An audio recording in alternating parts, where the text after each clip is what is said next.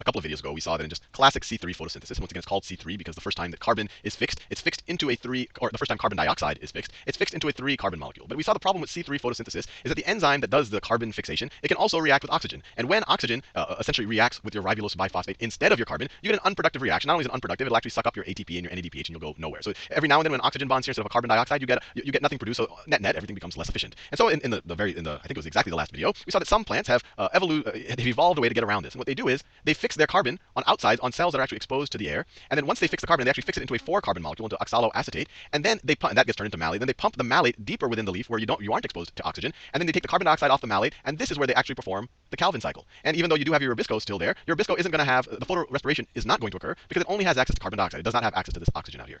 Now, that's a very efficient way of producing sugars. And that's why some of the plants that we associate with being very strong sugar or even ethanol producers all perform C4 photosynthesis. Corn, sugar, I could write these down: corn, sugarcane, and crabgrass. And these are all very, very efficient sugar producers because they don't have to worry too much about photorespiration. Now, some plants have a slightly different problem. They're not so worried about the efficiency of the process. They're more worried about losing water. And you can imagine what plants these are. These are plants that are in the desert because these stomata, these pores that are on the leaves, they let in air, but they can also let out water, right? I mean, if I'm in the rainforest, I don't care about that. But if I'm in the middle of the desert, I don't want to let out water vapor through my stomata. So the ideal situation is I would want my stomata closed during the daytime, right? This is what I want. So I want, if I'm in the desert, let me make this clear. If I'm in the desert, I want stomata closed. I want stomata closed during the day, right? For obvious reasons. I don't want all my water to vaporize out of these holes in my leaf. But at the same time, the problem is that photosynthesis can only occur during the daytime. And that includes the dark reactions. Remember, I've said multiple times, the dark reactions are badly named. They're more like the light-independent reactions. But they both occur simultaneously, the light-independent and light-dependent, and only during the daytime. So photosynthesis, only at day. And if your stomata is closed, you need, to perform photosynthesis, especially the Calvin cycle, you need CO2. So how can you get around this? If I want to close my stomata during the day, but I need CO2 during the day, how can I solve this problem? And what desert plants, or many desert plants have evolved to do, essentially does photosynthesis, but instead of fixing the carbon in outer cells and then pushing it into inner cells and then performing the Calvin cycle, they do it instead of outer and inner cells, they do it at the nighttime and in the daytime.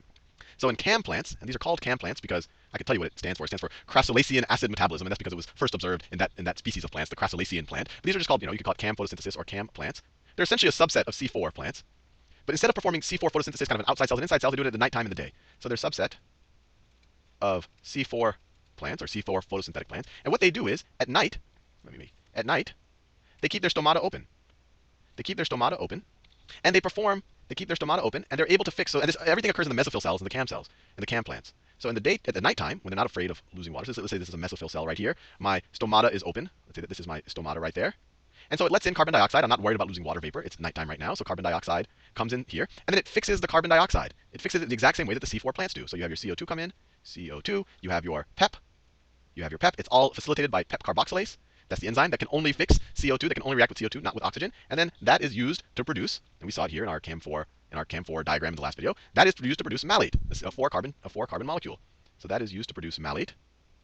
And then the malate, and then this is what's key, the malate gets stored in other organelles in the cell, in vacuoles, which are, you can kind of view them as large storage containers in the cell. So I drew this as a whole cell. I mean, this is actually all occurring, in your chloroplast, but you can imagine your cell having a big storage center where the malate gets stored at night. And you can view malate as almost, it's like a carbon dioxide store, because later on we can access the malate and get the carbon dioxide. And that's exactly what these CAM plants are going to do. So this is nighttime. Then the sun comes up. So now we're in the daytime.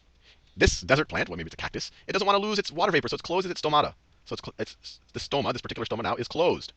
It's now closed, and you say, oh boy, how's it going to perform photosynthesis? Well, it can perform photosynthesis in that very same cell, because it stored up all of this malate at night. And so now the malate can be pumped out of the vacuoles into the stroma of our chloroplasts, and then you can have the pyruvate break off, but the more important thing is you have CO2 break off, so you have a ready supply of CO2, and now we can perform our standard Calvin cycle. In an environment only with CO2, our stoma is closed, so we're ready to go. Our CO2 reacts with ribulose biphosphate, catalyzed by rubisco. It's the whole Calvin cycle, and we produce our sugar. So this is kind of a neat adaptation. In these high, very efficient sugar-producing plants that aren't that worried about water, they perform carbon fixation on things that are exposed to the air, and then they pump kind of a stored version of the carbon deeper into the leaf to actually perform the Calvin cycle, so that it's not lossy, so that photorespiration doesn't occur, because down here you have no oxygen.